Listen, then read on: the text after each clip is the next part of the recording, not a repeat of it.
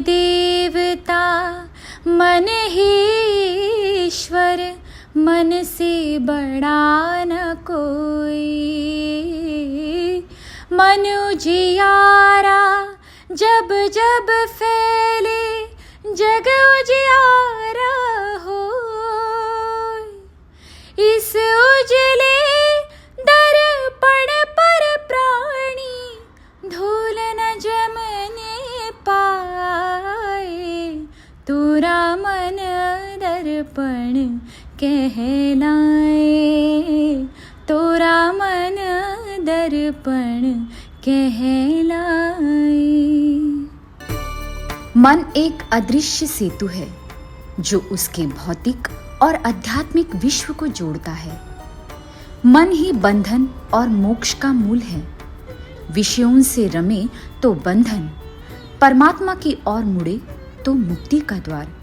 इस चंचल मन को स्थिर करना हो तो उसे सद्गुरु के चरणों में केंद्रित करना चाहिए।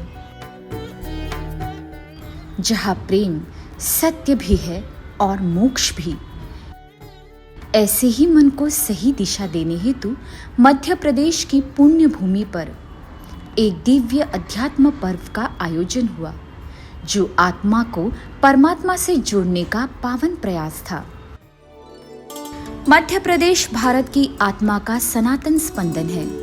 यह भूमि धर्म, वेद, साधना और संस्कारों की धुरा है।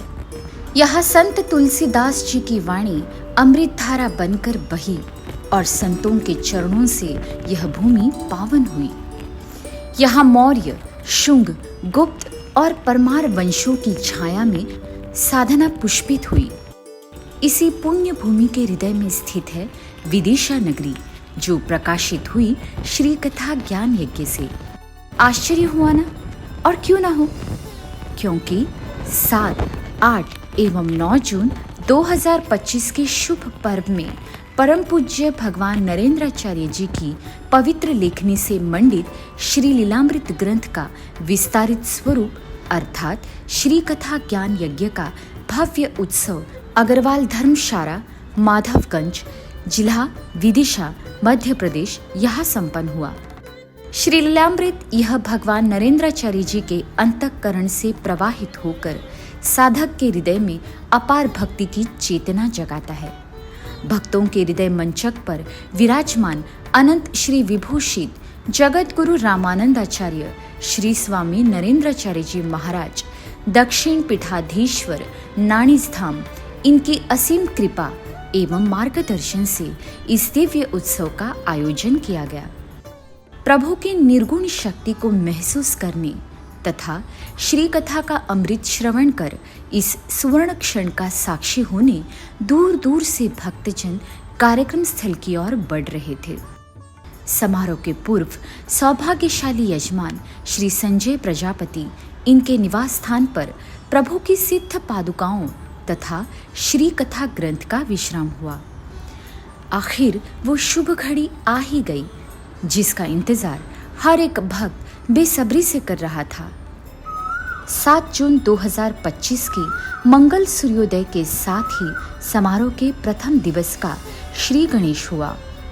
भव्य शोभा यात्रा के साथ इस दिव्य उत्सव का प्रारंभ हुआ।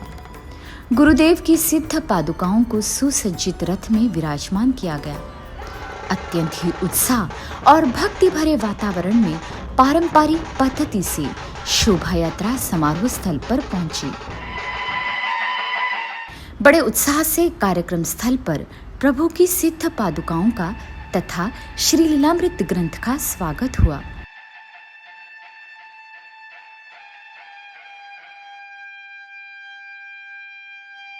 तत्पश्चात संत पीठ पर परम पूज्य भगवान नरेंद्राचार्य जी की सिद्ध पादुकाओं को विराजमान कर स्वस्वरूप संप्रदाय के वेदोपासक पुरोहितों ने यजमान द्वारा षोडशोपचार पद्धति से पूजन संपन्न किया। उस उपरांत यजमान जी ने श्री कथा ग्रंथ का पूजन किया। श्री कथा सार का सार कथन करते हुए कृष्णदास महाराज जी ने कहा, संत कबीर जी कहते हैं, हरि रूठे गुरु ठौर है, गुरु रूठे नहीं ठौर। भगवान रुष्ट हो तो सद्गुरु की कृपा से उन्हें मना सकते हैं, पर यदि गुरु स्वयं ही रूठ जाए तो त्रिभुवन में कोई उन्हें मना नहीं सकता। वे दिव्य शक्तियों के मूर्त स्वरूप है। स्वयं भगवान श्री राम ने गुरु वशिष्ठ जी को और भगवान श्री कृष्ण ने सांदीपनी मुनि को गुरु स्वरूप में स्वीकार कर आत्मिक उन्नति को साध लिया। अतः स्वयं परमात्मा भी गुरु कृपा के बिना पूर्ण नहीं होते। जो गुरु उपदेशों को पालन करते हैं वे संसार बंधनों से मुक्त होकर परम गति को प्राप्त करते हुए पूर्णतः गुरुमय बन जाते हैं। श्री कथा के माध्यम से पुराण तथा शास्त्र के वचनों को सरल शब्दों में भक्तजनों तक पहुंचाया गया।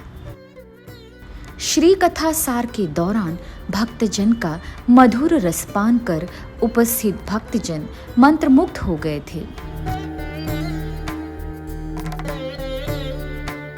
सभी भक्तों ने भगवान नरेंद्राचार्य जी की सिद्ध पादुकाओं के दर्शन प्राप्त किए और धन्यता का अनुभव किया। तत्पश्चात उत्सव का सबसे रोमांचक क्षण था रासलीला। रासलीला शब्द सुनते ही हमारा मन वृंदावन की गलियों में दौड़ने लगता है तथा कृष्ण नाम में विलीन हो जाता है। यहाँ भी भक्तजन अपने प्रभु की मनमोहक छवि में होकर रासलीला का आनंद ले रहे थे। वे प्रभु नाम में लीन हो चुके थे। 3 दिन विदिशा नगरी में जैसे खुशियों की बहार आ गई थी। समारोह का तीसरा और अंतिम दिन आ गया। समारोह में प्रभु की दिव्य विचारधारा से प्रेरित होकर 24 उपस्थित श्रद्धालुओं ने अग्नि नारायण को साक्षी मान कंठी माला धारण कर नामदान विधि संपन्न किया।